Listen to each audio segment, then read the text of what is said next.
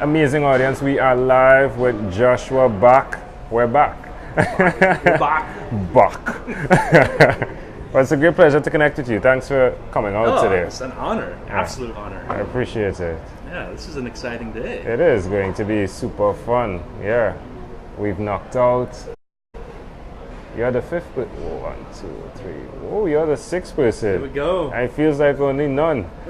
Like the energy is so high. Like the people that you get to speak to, right? And the caffeine is fantastic. There we go. In your Yeti mug. There we go. So tell me, which of your talents is responsible for us connecting at this time?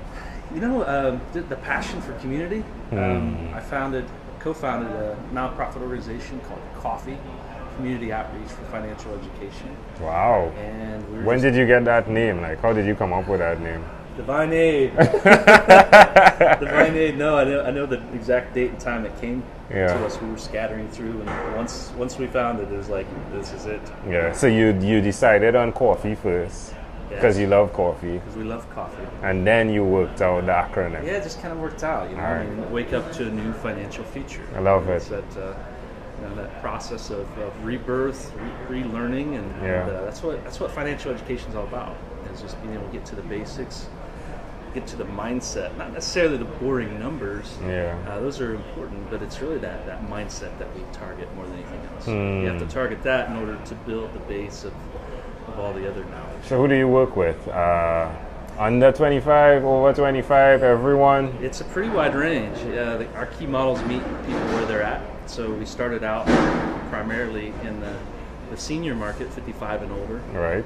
Retirement, Social Security, all these areas that create so much stress and anxiety. And figured out ways to let's find some common ground. Let's provide individuals with tools and resources so they can breathe and so they can take ownership of money, finances. And since then, we've expanded to a very wide range. In fact, I just left, Charles Gwynn and I, you'll see him here shortly, we just left our very first class for the Hope Center, which we're working primarily with victims of sex trafficking, human trafficking. So our program with them is designed to meet them where they're at and really hone in on the mindset of money and help give them some comfort and some knowledge so they can build that. Yeah, you're breaking barriers because, I mean, I would think that would be one of the fundamental challenges after experiencing an emotional trauma like that. So, yeah, definitely. Well, if you take a look at money,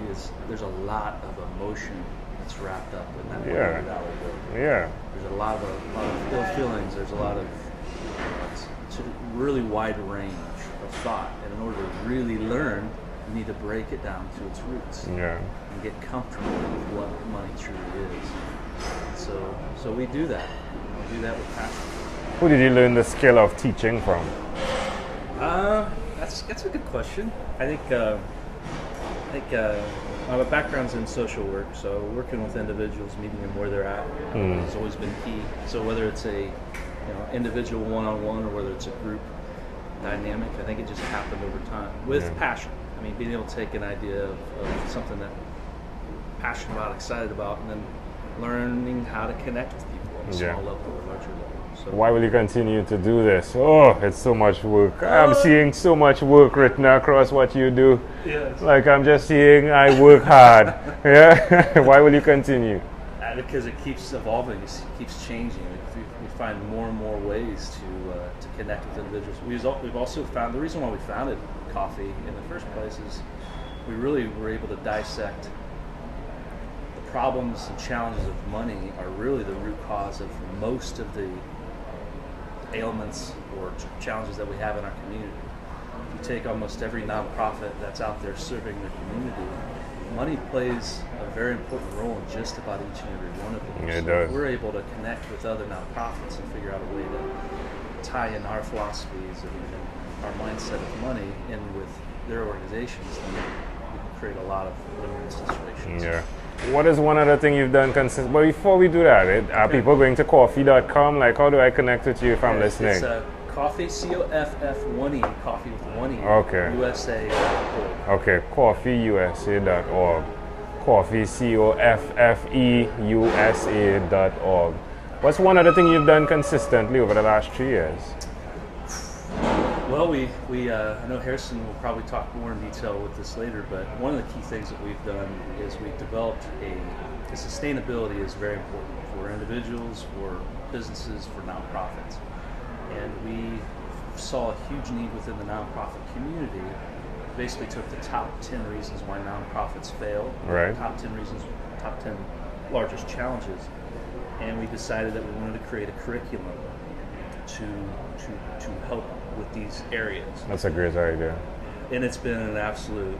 That is a great idea. It's been amazing. So we started out with 52 nonprofits here locally in Indianapolis, and not only created the curriculum, but what happened is we helped create a support system. Wow. And we saw individuals. We're talking individuals that are passionate about fighting homelessness, individuals that are working with domestic violence.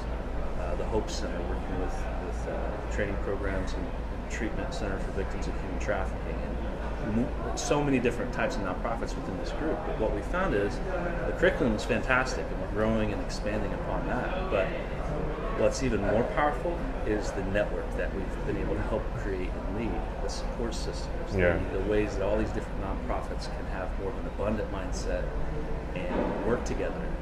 Not as much fighting for dollars of grant money, but figuring out, okay, if we work together, we have 2, 3, 4, 5 different entities working together, we can accomplish a lot more, and we can generate more income to allow us to do more and more together. Yeah, because what I've seen is that the money is one part, but the money is actually the easiest part, right? Like, if I can get the money, then we could do this. But the truth is, even when you do get the money, the work part is necessary. Absolutely. Yeah, and I've seen that fall off tremendously. But if you guys are building the network, right? Or as my friend said, Terry Bean, the net wave, right? I love it. Yeah, makes sense, right? Because you need to be waving to your network, right? So he said net wave. He doesn't like network and the connotation that goes with. But if you're doing that, what I'm excited about is when you guys start to do this for every state, because every state will be different in terms of the small print, the fine print, but the principles will be the same, wouldn't it? Yeah? No. Different. Is that in the... Yeah, similar and different. I mean, that's the whole concept. But is that in the web of working, or are you doing it for different states, or is that something that you are keeping home to Indianapolis for now? I mean, this is our community, so we start here. Right. And then, like most wonderful things that take place to make a big difference, your web of network will grow when you're ready for it to grow. But the concept is to really hone in here. Coffe as a whole, we work in several states around the country. Understood, okay. But this program, in regards with the nonprofits, we really want to dive in and get it. Yeah, it's a very good idea. But we do want to expand. Yeah, it's a very good idea. I love that. All right, my friend. Let me see. We have been talking for a bit. It happens when you have coffee. Yes. Let's switch gears for a moment. Let me invite you into my time machine that is surrounded with beautiful, warm blue Caribbean water. Okay, I like Josh, it. it's a nice place to be. What is your earliest childhood memory? Earliest childhood memory. Okay, it's standing outside with my mom, and I'm probably at 18 months old, and she's pointing to the sky and showing me the clouds and the blue sky, the wind blowing through my hair. That is my earliest memory. Wow. I have an amazing mom. Which is good. So why do you think that memory is so clear? Because she taught me that the world is good. I love that. Yeah. All right. If you had to connect that memory to who you are today, does it connect? Amen. Because the world is good. That's one of the best answers I've gotten so far.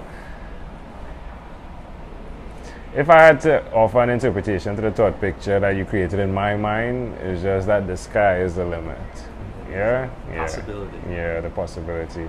We have something we say, aim for the moon and the stars, just in case you miss, you could fall on the stars. Absolutely. That's wonderful. If we fast forward to when you were 12, what was your favorite song?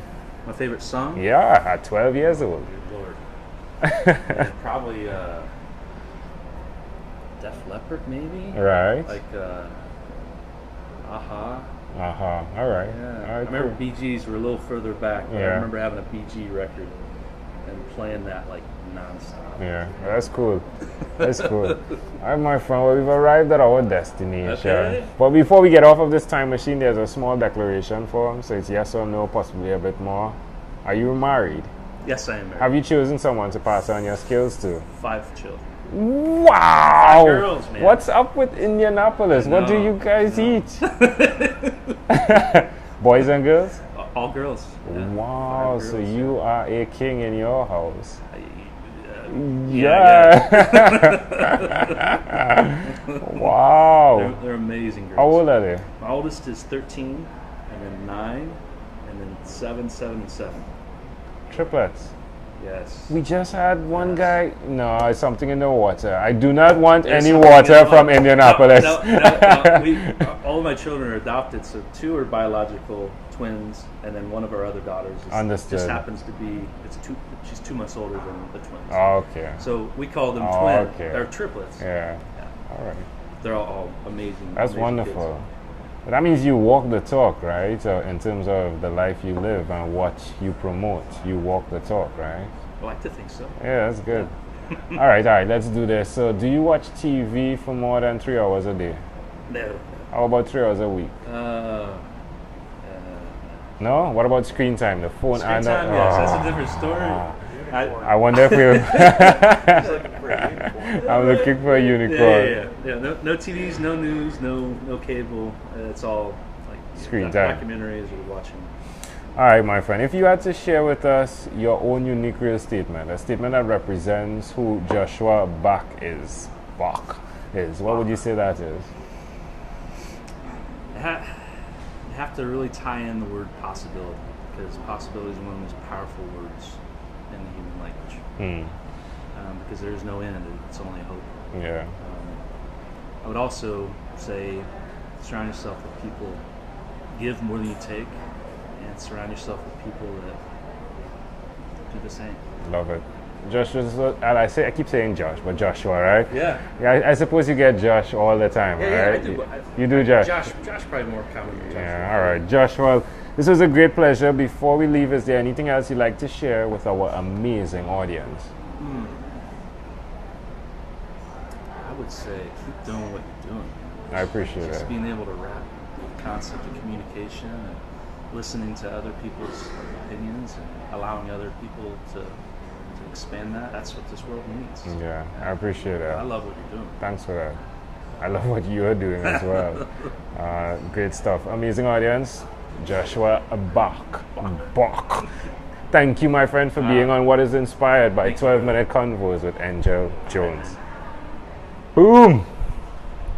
Boom is actually something that